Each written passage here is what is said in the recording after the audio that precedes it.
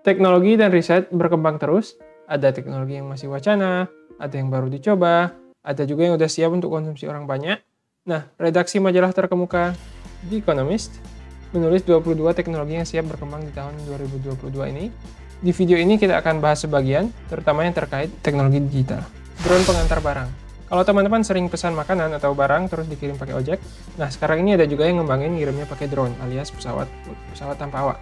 Targetnya karena dia bisa terbang, jadi nggak harus menuhin lalu lintas jalan, bisa lebih cepat karena nggak kena macet, tinggal terbang langsung, dan ramah lingkungan juga karena drone-nya bisa pakai baterai yang nggak ngeluarin polusi asap. Selain itu juga hemat tenaga kerja karena otomatis.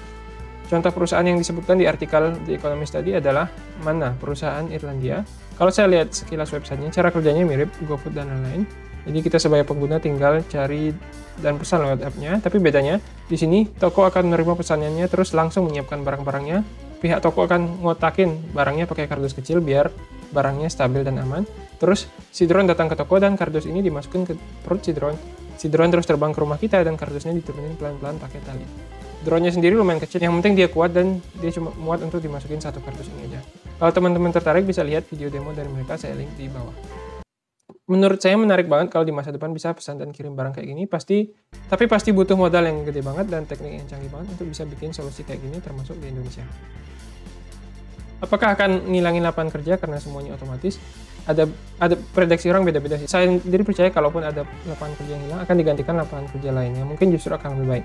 Misal akan perlu orang untuk bikin app-nya, akan perlu orang untuk jadi pegawai kantor di perusahaannya, bukan cuma untuk ngerjain programming, tapi juga ngerjain lain-lain seperti marketing, sales, accounting, dan segala macamnya.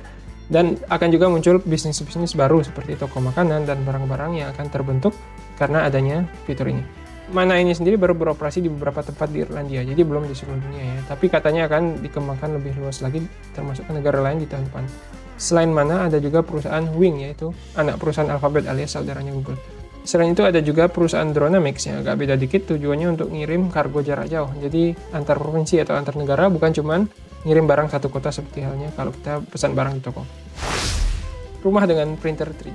Teman-teman mungkin udah pernah dengar dengan 3D printing, printer 3D atau pencetak 3 dimensi ya. Alat ini pakai model digital untuk mencetak benda-benda 3 dimensi. Sekarang seringnya dipakai untuk hobi atau pekerjaan kecil-kecilan, misalnya untuk mencetak mainan, mencetak dekorasi, atau bikin komponen-komponen kecil. Tapi ada juga yang mau ngembangin penerapan yang serius banget, yaitu pembuatan rumah. Gimana caranya? Yang jelas pasti printernya harus gede banget, nggak bisa printer kecil kayak untuk cetak mainan, tapi prinsipnya mirip-mirip. Skema rumahnya dibikin di komputer, terus mesin printer akan mencetak bagian-bagiannya, misalnya temboknya, atapnya, langit-langitnya, dengan cara ngeluarin adukan yang terbuat dari komposit khusus sesuai bentuk yang diinginkan. Nanti komposit ini setelah dicetak akan ditunggu sampai kering dan mengeras. Semua ini dilakukan di pabrik dengan mesin printer, jadi alat-alat dan bahan-bahannya udah tersedia di pabrik semua, nggak perlu dibawa-bawa ke lokasi konstruksi. Nah, setelah semua bagian ini jadi baru dibawa ke lokasi rumah, di situ baru semua bagian-bagian ini, temboknya, atapnya, semuanya digabungkan oleh pekerja baru jadi berbentuk sebuah bangunan rumah. Bahkan kalau untuk bangunan kecil, bisa satu bangunan dicetak dan dirakit secara utuh di pabrik, terus baru dibawa lewat jalan raya pakai alat berat atau truk berat. Tujuannya apa bikin rumah pakai printer 3D? Pertama, rumah yang kayak gini bisa jadi dengan cepat. Menurut beberapa perusahaan yang bergerak di bidang ini, satu rumah bisa dibangun dengan makan waktu kurang dari 24 jam. Wow banget kan? Coba bayangin teman-teman bikin rumah 24 jam udah jadi. Selain itu, lebih hemat karena bahan yang dikonsumsi cuma yang benar-benar dipakai oleh printer. Beda dengan proses konstruksi biasa yang pasti banyak lebihan semen lah, lebihan pasir lah, karena susah untuk benar-benar ngepasin semua bahan perlunya berapa. Sedangkan kalau pakai printer 3D, yang keluar dari printer cuma itulah yang akan dipakai. Selain itu lebih efisien juga karena banyak proses yang jalan otomatis. Masih ada proses manual sih, misalnya untuk pemasangan. Tapi menurut salah satu perusahaan di bidang ini, yaitu Mighty Buildings, dari proses mereka yang harus dilakukan manual cuma 5% dari proses manual yang biasa diperlukan dalam pembangunan biasa. Mighty Buildings ini perusahaan yang bergerak di bidang ini, di bidang rumah dengan printer 3D di Amerika Serikat. Tapi di negara-negara lain juga ada perusahaan serupa atau proyek serupa, dan nggak cuma terjadi di negara maju. Jadi di Meksiko ada kerjasama antara lembaga amal New Story dengan perusahaan yang namanya Icon yang membuat rumah buat kaum tunawisma yang nggak punya rumah. Di Malawi juga ada proyek bernama 14 Trees yang katanya bisa buat rumah dengan printer 3D cuma dengan waktu 12 jam dan biaya $10.000 atau kira-kira 150 juta. Bisa dibayangin ya teman-teman. Jadi penerapan ini bisa dilakukan di mana-mana, tapi mungkin tantangan dan infrastruktur yang diperlukan di masing-masing negara itu beda-beda. Influencer virtual. Teman-teman tentu tahu yang namanya influencer, yaitu tokoh atau artis yang punya follower banyak, misalnya di Instagram atau di TikTok. Saya pahamnya bisnis mereka itu kayak gini. Dengan following yang gede itu, mereka menawarkan jasa marketing untuk perusahaan-perusahaan yang ingin iklanin produknya.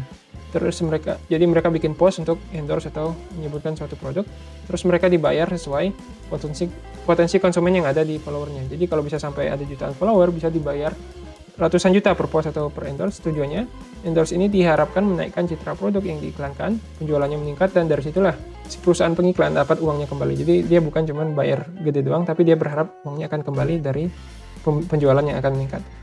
Nah, influencer virtual ini semacam ini juga, tapi tokohnya bukan manusia, cuma tokoh yang direkayasa komputer. Wujud muka dan tubuhnya dihasilkan dengan komputer, dan postingannya bisa berbentuk video, foto, dan lain-lain dengan teknik CGI atau rekayasa grafis. Jadi seolah-olah dia bisa punya kegiatan sehari-hari atau berinteraksi dengan tokoh-tokoh lain, baik nyata atau bukan. Tentu saja mereka akan seolah-olah juga punya selera. Jadi dengan ini juga mereka bisa ngiklanin produk juga dengan endorse atau post. Beda dengan manusia biasa yang punya keterbatasan, perasaan, emosi, kepribadian, dan kegiatan sendiri, influencer virtual kayak gini bisa diatur seenak manajernya. Atau mungkin bahkan diatur sesuai keinginan perusahaan yang mengiklan. Mereka juga nggak perlu perawatan banyak untuk tetap cantik atau tetap ganteng. Ini bukan cuma wacana aja, tapi udah ada contohnya sekarang. Misalnya Michaela, robot yang berperan sebagai cewek 19 tahun di LA. Instagramnya ada 3 juta follower dan isinya foto-foto seolah-olah kegiatan remaja biasa. Jadi kalau bisa punya follower segede ini, pasti bisnisnya gede juga. Kalau dia endorse, pasti perusahaan berani bayar gede per endorse-nya juga. Sama kayak influencer biasa. Bahkan Michaela ini sempat dibayar sama brand-brand elit kayak Prada dan Calvin Klein. Silakan dicek Instagramnya Michaela, saya link di bawah kalau tertarik dengan fenomena ini. Aneh atau bukan, pantas atau bukan, itu silakan teman-teman nilai sendiri. Tapi menurut The Economist, ini adalah salah satu yang akan ngehits di 2022. Olahraga pakai VR. VR atau Virtual Reality adalah alat yang dipasang di kepala dan bisa menampilkan audio visual sehingga seolah-olah kita berada di realitas atau dunia yang berbeda. Produk-produk kayak gini udah banyak, tapi sebelumnya biasanya masih terlalu mahal dan juga masih banyak kekurangannya, sehingga pengalaman kita nggak terlalu realistis. Tapi diprediksi makin lama akan semakin murah dengan munculnya teknologi produksi yang lebih efisien dan penerapan-penerapan baru akan terus bermunculan sehingga kegunaannya akan meningkat. Contohnya untuk belajar, menjelaskan konsep, untuk hiburan, misal main game atau nonton, atau simulasi kegiatan kayak misalnya pura-pura jalan-jalan ke negara lain. Semua ini akan jalan terus, tapi yang diprediksi di Economist akan hit di 2022 adalah penerapan untuk olahraga. Kita semua tahu tentu olahraga yang rutin itu bermanfaat, tapi kita sering nggak mengikuti ini karena banyak alasan. Misal di luar terlalu panas lah, atau nggak ada teman lah, atau ada yang pengen ke gym tapi ke gym mahal, atau nggak ada waktu sehingga nggak bisa keluar. Nah, dengan VR ini bisa dibuat game-game atau kegiatan virtual yang menjadi olahraga atau membakar kalori dan bisa dilakukan sambil main game sambil beristirahat di rumah.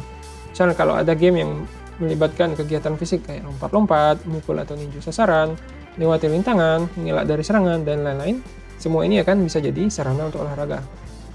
Kalau teman-teman tahu game konsol yang melibatkan gerakan fisik kayak Wii atau Xbox Kinect, ya ini bakal mirip-mirip itu, tapi diharapkan jauh lebih imersif dan realistis karena melibatkan pengalaman VR dan bukan cuma lihat gambarnya di layar TV. Udah ada contoh game kayak gini sekarang. Ada game yang namanya Supernatural. Kalau mau cek bisa dilihat demonya di websitenya, lumayan menarik. Saya akan tautkan linknya di bawah juga. Metaverse adalah konsep dunia virtual yang benar-benar 3 dimensi dan melibatkan seluruh panca indera kita. Jadi di dunia maya ini kita bisa beraktivitas, berinteraksi, belajar, kerja, jalan-jalan, main sama teman. Semuanya seolah-olah seperti di dunia nyata sekarang ini. Seakan-akan kita akan beneran hidup atau punya nyawa baru di dunia yang baru ini. Channel kita sebelumnya udah pernah bikin video yang ngebahas tuntas tentang metaverse ini. Jadi daripada saya ulangi lagi penjelasannya, mungkin sebaiknya teman-teman yang belum tahu bisa langsung aja klik link video ini. Nggak panjang kok dan lumayan lengkap, saya bahas macam-macamnya mengenai metaverse. Seperti biasa, kalau ada saran atau pertanyaan silahkan di komentar. Terima kasih sudah nonton sampai sini, sampai jumpa.